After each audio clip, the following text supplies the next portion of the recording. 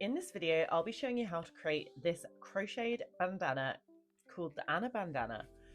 We'll be using 100 grams of DK cotton yarn, so we're actually going to be using our own brand, the cotton one, and a 4mm crochet hook.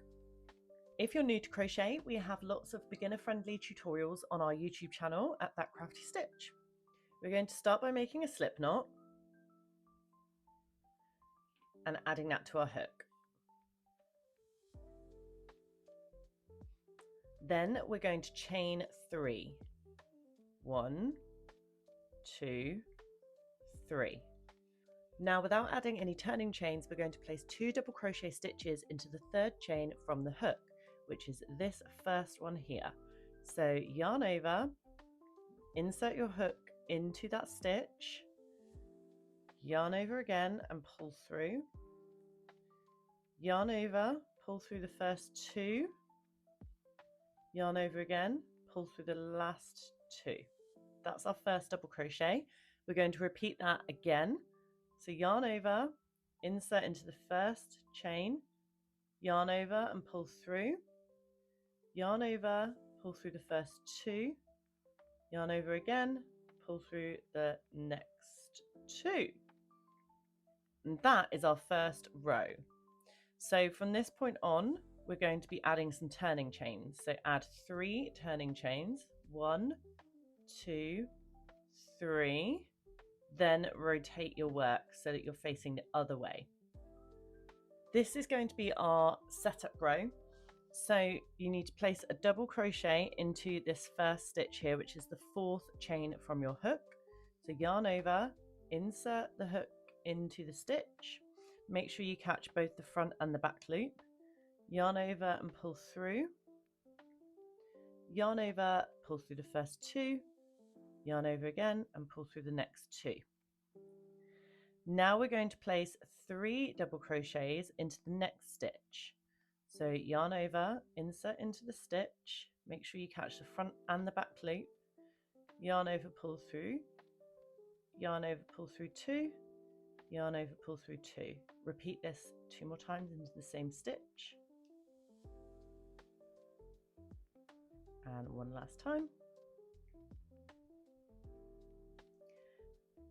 Now we're going to place 2 double crochets into the 3rd stitch. However, we will need to work into this space below the stitch. Yarn over, insert into the space below the stitch, yarn over, pull through, yarn over, pull through 2, yarn over, pull through the last 2. Then make 1 more double crochet because we need 2 into this space. So yarn over, insert, yarn over, pull through 2, and yarn over, pull through 2 again. So at this point you should have your turning chain 1, 2, 3, 4, 5, 6 stitches after the turning chain. That's our setup row complete. Now we need to work our foundation row. So this will set us up to create our lovely granny stitch pattern. So add 3 turning chains and rotate your work. It's really a trust the process situation at this point until it becomes more obvious what the stitch repeat is. So we're going to place 1 double crochet below the first stitch. So yarn over, and rather than placing it in this area here, which is a stitch, we're going to work below the stitch. So go into that space, yarn over, pull through, yarn over, pull through 2, yarn over, pull through 2. Now we're going to work 3 double crochets below the next stitch. So yarn over, insert the hook below the stitch, yarn over and pull through, yarn over, pull through 2, yarn over, pull through 2. Repeat that twice more into the same space below that stitch. Now we're going to skip 2 stitches, 1, 2, and we're going to place another 3 double crochets into the space below this next stitch. So yarn over, insert the hook, yarn over, pull through, yarn over, pull through 2, yarn over, pull through 2 more. Place another 2 double crochets below that stitch.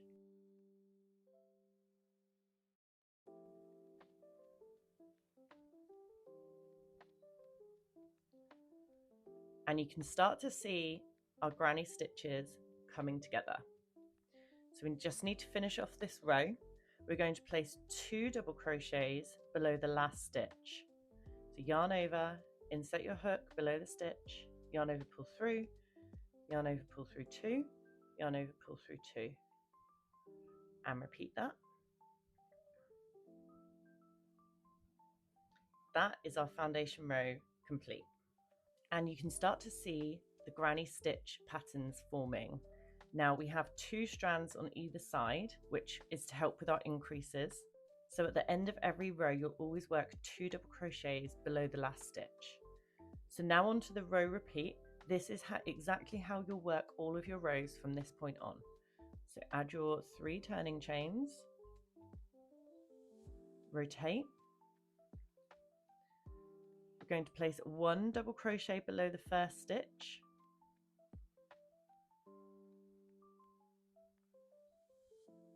And that gives us our 2 stitches on the end of the row. Now we're going to work below the next stitch 3 double crochets.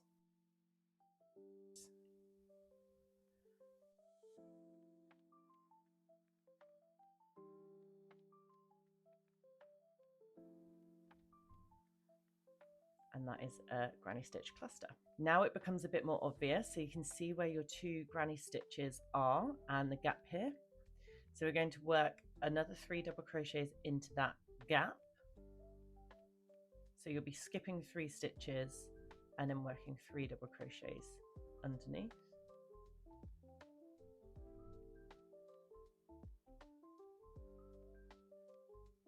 And then again, towards the end of the row, you can see this last stitch here and the second to last stitch. So we're going to work another 3 double crochets into the second to last stitch.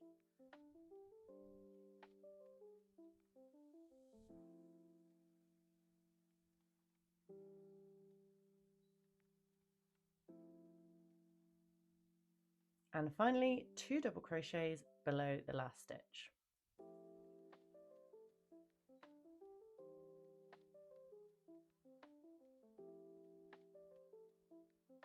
And that is our first row repeat complete. So I'm going to work another row and talk you through it so you can see how the row progresses as it increases in length.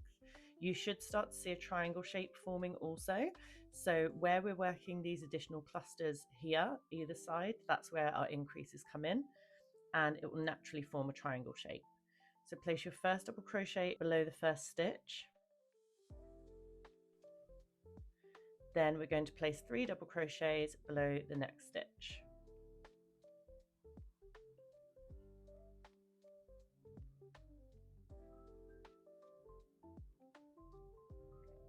Again, you can see your granny stitches here, so your 3 double crochets here, here, here. So we're going to place our next 3 double crochets in the gap in between.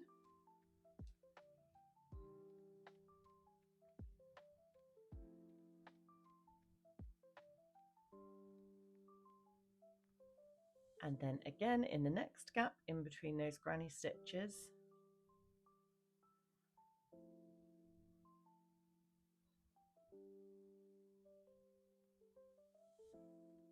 And then again below the second to last stitch to make sure that our triangle shape is growing.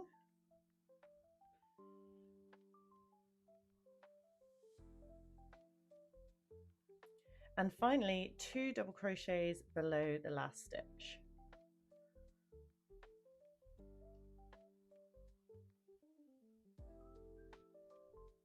And this is what your work should start to look like. So as your rows grow in size, you just continue to work in between the granny stitches, making sure that you add your increased granny stitches towards the end and your 1 double crochet at the beginning of the row, 2 double crochets at the end of the row. So continue to work the number of rows shown in the pattern, and I will meet you back at the last row and we'll work that one together. As you can see, our triangle has grown quite a lot. We have the right number of rows in our piece and we're going to work the last row together.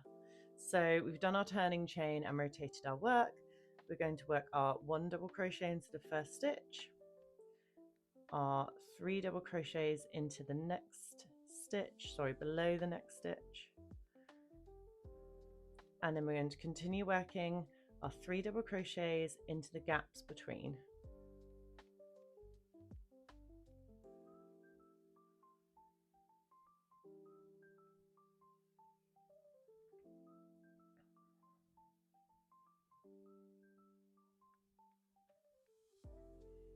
Okay, so we're just going to place the last 2 double crochets in the end of the row.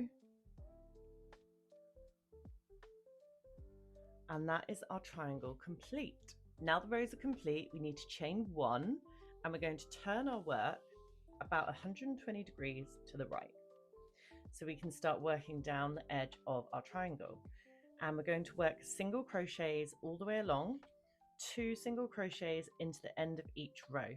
So where you have your row here, we're going to work 2 single crochets here, 2 single crochets here, and so on.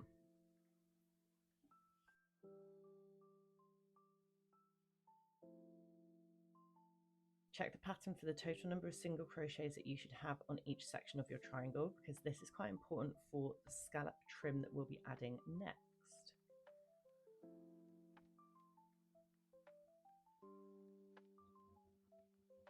Okay, when you get to the base of your triangle, we're going to add 5 single crochets at the point. So just insert your hook, yarn over, pull through 5 times into the base of the triangle.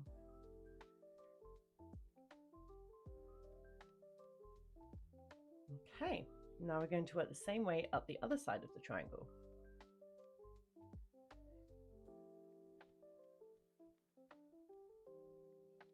Okay, the last 2 single crochets into the last row. And that is all our single crochets worked along the shorter sides of the triangle.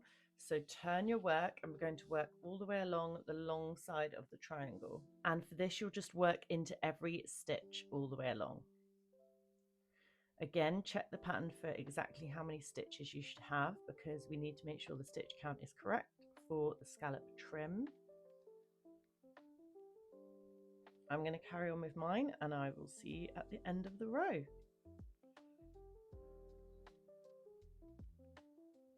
Okay, when you get to the end of the row, we're going to insert the hook into the first single crochet that we made.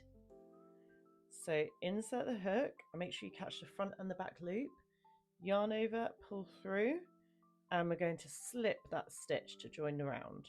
Now we'll start working the scallop trim. So again, turn your work so we can start working down one of the short ends. We're not going to add any turning chains or any additional chains for this. We're going to start working in double crochet scallops. The first scallop will be slightly different. So we're going to yarn over, we're going to skip 1, 2 stitches, insert our hook into the 3rd stitch, yarn over, pull through, and make a double crochet stitch. Then we're going to place another 4 double crochets into that same stitch. So you should have 5 double crochet stitches in total. 4, 5. Then we're going to skip 1 stitch and place a slip stitch into the next stitch along, like that. And you can start to see that scallop shape forming. For all remaining scallops, we're going to skip 1 stitch and then work into the next stitch along. So again, place 5 double crochets,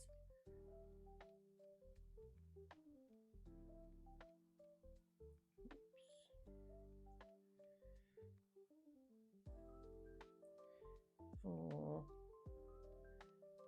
5, skip 1 stitch and then place a slip stitch. Continue to work in that way where you skip 1 stitch, place 5 double crochets, skip 1 stitch, place a slip stitch for the entire outside of your triangle. You should end up with 13 scallops down this end, 1 scallop on the corner, 13 scallops down this end, and 19 scallops along the long end.